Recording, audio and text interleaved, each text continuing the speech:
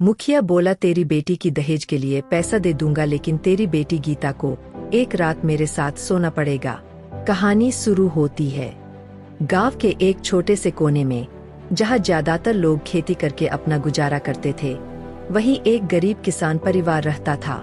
इस परिवार में केवल 3 सदस्य थे, रामलाल, उनकी पत्नी सीता और उनकी इकलौती बेटी गीता। रामलाल एक मेहनती किसान था जो सुबह से लेकर शाम तक खेतों में काम करता, लेकिन उसकी मेहनत के बावजूद परिवार की आर्थिक स्थिति बहुत अच्छी नहीं थी। वे अपनी जरूरतों को पूरा करने के लिए संघर्ष कर रहे थे। उनकी बेटी गीता पढ़ाई में बहुत होशियार थी और उनका सपना था कि वह एक दिन कुछ बड़ा करके दिखाए। लेकिन गांव में रहने वाले लोग गीता के भविष्य को लेकर चिंतित रहते थे, क्योंकि उसके पिता के पास दहेज देने के लिए पैसे नहीं थे। गीता बचपन से ही बहुत समझदार और महत्वाकांक्षी लड़की थी। उसे पढ़ाई का बहुत शौक था। उसकी माँ सीता ने हमेशा उसे सिखाया था कि इंसान की असली पहचान उसकी ईमानदारी और मेहनत से होती है, न कि उसकी दौलत से। गीता ने इन बातों को अपने दिल में बसा लिया और हर दिन पूरी मेहनत से पढ़ाई करती। उसका सपना था कि वह एक दिन शिक्षक बने और गांव के बच्चों को शिक्षा की रोशनी दिखाए। वह जानती थी कि शिक्षा ही वह माध्यम है जिससे इंसान अपने जीवन को बेहतर बना सकता है। रामलाल और सीता अपनी बेटी को बहुत प्यार करते थे। वे चाहते थे कि गीता की शादी अच्छे घर में हो, लेकिन वे दहेज को लेकर चिंतित थे। गांव के अधिकतर लोग दहेज को एक सामाजिक प्रथा मानते थे और बिना दहेज के किसी की शादी कराना मानो असंभव हो गया था। रामलाल की आर्थिक स्थिति इतनी कमजोर थी कि वह गीता की शादी के लिए दहेज जुटाने में असमर्थ था। समय बीतता गया और गीता की उम्र शादी लायक हो गई। गांव के लोग रामलाल से पूछने लगे कि वह अपनी बेटी की शादी कब करेगा। रामलाल ने धीरे धीरे सबको बताना शुरू किया कि वह दहेज नहीं दे सकता। यह सुनकर गांव के लोग उसका मजाक उड़ाने लगे और कहते, बिना दहेज के आजकल कौन अपनी बेटी की शादी कर पाता है। इस तरह की बातें सुनकर रामलाल और सीता दोनों दुखी हो जाते, लेकिन उन्होंने गीता से यह सब बातें छिपा रखी थी ताकि वह इन चीजों से परेशान न हो। एक दिन गीता ने अपने माता पिता को आपस में बात करते हुए सुना। वे दोनों उसकी शादी को लेकर बहुत चिंतित थे और दहेज के बारे में बात कर रहे थे। रामलाल ने सीता से कहा, मैं क्या करूं? हमारे पास दहेज देने के लिए कुछ भी नहीं है।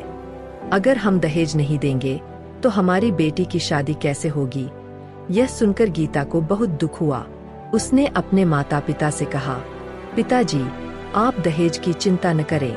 मैं खुद को इस तरह से तैयार करूंगी कि मुझे दहेज की जरूरत ही न पड़े। मैं पढ़ाई करूंगी, नौकरी करूंगी और अपनी मेहनत से सब कुछ हासिल करूंगी। मुझे किसी से दहेज नहीं चाहिए। रामलाल और सीता गीता की बातें सुनकर भावुक हो गए, लेकिन वे जानते थे कि समाज की परंपराएं इतनी आसानी से नहीं बदल सकती। फिर भी गीता ने ठान लिया था कि वह अपनी शिक्षा और आत्मविश्वास के दम पर अपनी जिंदगी संवारेंगी। गीता ने अपनी पढ़ाई को और गंभीरता से लेना शुरू कर दिया। उसकी मेहनत रंग लाई और उसने गांव के स्कूल में बहुत अच्छे अंकों से अपनी परीक्षा उत्तीर्ण की। इसके बाद उसने शहर जाकर उच्च शिक्षा प्राप्त करने का मन बनाया। रामलाल ने जैसे तैसे कुछ पैसे जुटाए और गीता को शहर भेज दिया।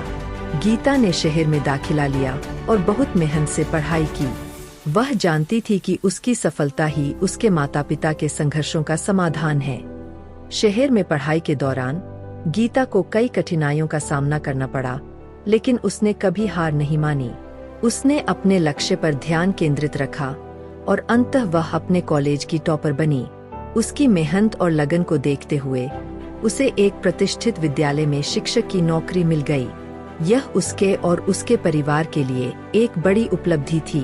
गीता की नौकरी लगने की खबर गांव में फैल गई।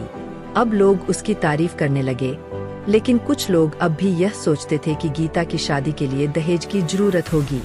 कई रिश्तेदार और गांव वाले रामलाल के पास आते और कहते, अब तो गीता नौकरी कर रही है, लेकिन दहेज तो देना ही पड़ेगा। रामलाल इन बातों से परेशान था, लेकिन गीता ने ठान लिया था कि वह बिना दहेज के ही अपनी शादी करेगी। उसने अपने माता पिता को समझाया कि दहेज एक बुराई है और इसे खत्म करना ही सबसे सही रास्ता है। वह चाहती थी कि उसकी शादी एक ऐसे व्यक्ति से हो जो उसकी काबिलियत और इंसानियत को महत्व दे, न कि दहेज को। एक दिन गीता के स्कूल में एक युवा शिक्षक की नियुक्ति हुई, जिसका नाम अनिल था। अनिल भी एक गरीब परिवार से था, लेकिन उसने अपनी मेहनत और शिक्षा के बल पर यह मुकाम हासिल किया था। गीता और अनिल की सोच बहुत मिलती जुलती थी। दोनों ने जल्द ही एक दूसरे के विचारों को समझा और उनके बीच दोस्ती हो गई। अनिल ने जब गीता के जीवन और उसके संघर्षों के बारे में सुना, तो वह उससे बहुत प्रभावित हुआ। धीरे धीरे यह दोस्ती प्यार में बदल गई। एक दिन अनिल ने गीता से कहा, मैं तुमसे शादी करना चाहता हूँ, लेकिन मैं तुम्हारे माता पिता से पहले एक वादा करना चाहता हूँ, मैं कभी भी दहेज नहीं लूंगा। गीता यह सुनकर बहुत खुश हुई और उसने अपने माता पिता को अनिल के बारे में बताया। रामलाल और सीता को यह जानकर बहुत खुशी हुई कि उनकी बेटी की मेहनत और संघर्ष का फल उसे मिल रहा है। अनिल के दहेज न लेने के फैसले ने उन्हें बहुत राहत दी।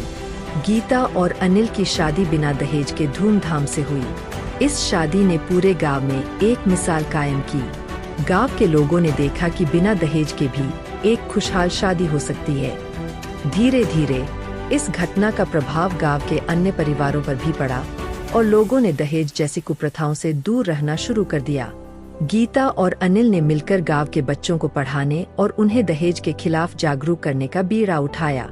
उन्होंने अपने अनुभवों से गांव के लोगों को यह सिखाया कि असली दौलत शिक्षा और आत्मसम्मान है, न कि पैसा और संपत्ति। कहानी से निष्कर्ष। गीता की कहानी हमें यह सिखाती है कि अगर हमारे इरादे पक्के हों और हम मेहनत से काम करें, तो समाज की बुराइयों को दूर किया जा सकता है। दहेज जैसी कुप्रथाओं का अंत तभी संभव है जब हम अपने आत्मसम्मान और नैतिक मूल्यों को प्राथमिकता दें। गीता ने न केवल अपने माता पिता का सिर गर्व से ऊंचा किया, बल्कि समाज में भी एक नई दिशा दी, जहां दहेज के बिना भी